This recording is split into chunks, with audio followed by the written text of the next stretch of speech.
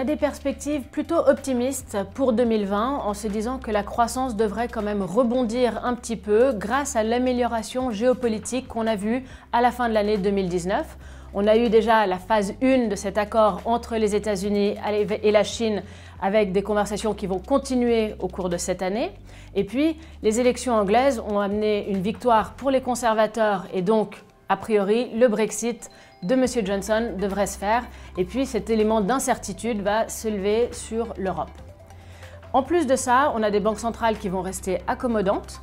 On aura une banque centrale américaine, la Réserve fédérale, qui ne va pas vraiment bouger, même si la croissance s'améliore un petit peu. Si ça se détériore, on aura une activité, mais ce n'est pas notre scénario central.